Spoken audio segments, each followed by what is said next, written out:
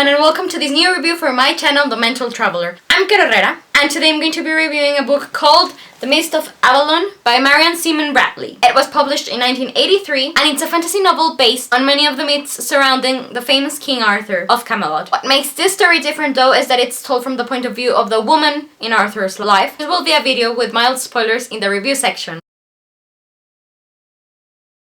I was introduced to The Mist of Avalon through its TV adaptation, which stars Angelica Houston, Julianne Margulies, Joan Allen, Samantha Mathis, Caroline Goodall, Freddie Highmore, Michael Barton, among others. I can't recall at what age exactly did I watched it. I must have been in my early teens, because that's when my fascination for King Arthur's legends began. Over the years I remember that I liked it, but that's all, because even then there were other takes on the round table tale that I enjoyed more. Till some 10 years later I found out that there was a book for The Mist of Avalon, and I thought its cover was really pretty, so I told myself that one day I would read it, and 2 years later I finally decided to buy it. Since I've always loved spoilers though, I went on the internet and searched what other people thought about it, and to my horror I discovered a lot of unpleasant things about its author. I'm not entirely certain of all the details because I didn't have the stomach to read a lot of it, but I want to mention them because they sort of influence what she writes in her book. Her father raped her when she was a child. She married 2 times, and the second one was to a man called Walter H. Breen. He was a famous author. Together they had 2 children who admitted being sexually molested and assaulted by their parents since they were like 3 years old or something. Anyways, as I said, I'm not how much of this is certain because I couldn't really bear to read any further after all the child abuse stuff came up, and it was tough to decide if I should read on or not The Mist of Avalon. I decided to give it a chance though, so I began to read it.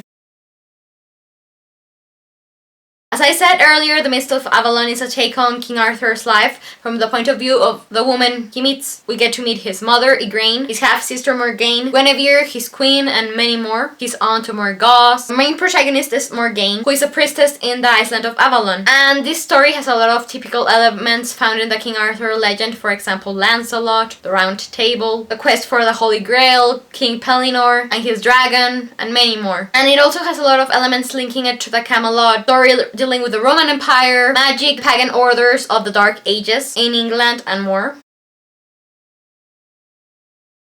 I give The Mist of Avalon a 3 out of 5 stars review. I can recommend it because I didn't even finish it. I tried to, but I just couldn't get over what the author had done. I didn't even reach half of it. Still, I want to say what I think about what I did read. For example, I praise the author's research technique. As a journalist and an aspiring writer, I found it really cool how much details she went into putting into her work about history and the religions of England back in the Dark Ages. Still, I don't think complex characters, writing them is not her strong suit, because in my opinion, there was always something lacking in them that kept me from really becoming fascinated with them. I love the King Arthur legend. I'm not claiming to be an expert on it. Can't pinpoint how much accuracy there might be in the novel. Still, from my experiences reading and watching others' takes on King Arthur's storyline, I thought this one was trying a bit too hard to be feminist, because it came to a point where it was sacrificing the characterization of its male protagonists, making them look sort of dumb or losing complexity just because they were men in favor of the woman. Still, I saw this not only with the men. Guinevere is a character that I adore, and yet the way she was represented in The Mist of Avalon, it was awful. She was so silly and so foolish, afraid of even her own shadow, doesn't really have a voice. It isn't even really explained why Lancelot fell in love with her other than her looks, which I thought was an injustice to her. Even if a woman is really feminine and delicate and stuff, she's complex. She doesn't have to be portrayed as a dumb, empty-headed fool. And with time, she's described into becoming this religious fanatic, and this brings up another problem that I had with The Mists of Avalon. I am a Christian, and almost every character that was a Christian here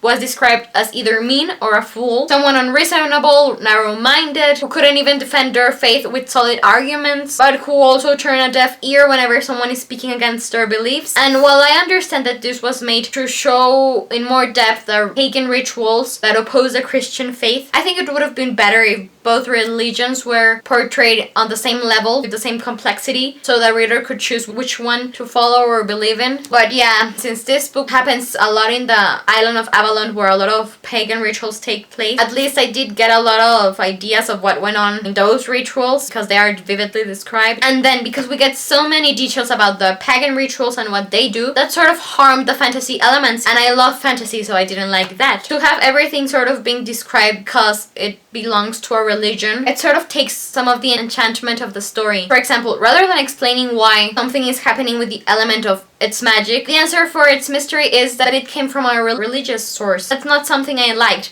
It was like interrupting a fantasy world with constant real life issues. And then because of what I've mentioned, that the author was accused of doing to her own children when they were not even 4 years old, I found it really disturbing to read whenever a man or a woman thought that a 13-year-old girl was beautiful and ready for marriage. And don't get me wrong, I know that there was a time in many places in the world where this was accepted as normal, and unfortunately today it still happens. But I still read books where this happens, and that hasn't kept me from enjoying the story. For example, Game of Thrones, the novels, not the show. But because Marion Seaman Bradley was accused of being a pedophile, were there other authors who addressed this issue, such as George R.R. Martin or Vladimir Nabokov with Lolita, were not. I found reading certain points of this story really disturbing, and at one point I was even comparing The Mists of Avalon to My Fight by Hitler, because I was like, why am I reading something by an author I don't respect? So I didn't end up finishing it. So yes, I'll end up my review by recommending you my favorite take on King Arthur's story, the once and future king. Still, The Mist of Avalon was so popular that it even inspired many women to practice the pagan cults that are described here. And there is a whole book series inspired on The Mists of Avalon. But yeah, anyways, for the moment, this is all I have to say about The Mists of Avalon. Please let me know what you thought of my review or of the book, and share with me your thoughts on the book if you've read it. In the description box below, you can find the Goodreads link to the novel. I hope you have a lovely day wherever you are in the world. I'm Caro Herrera, the Mental Traveler. Goodbye!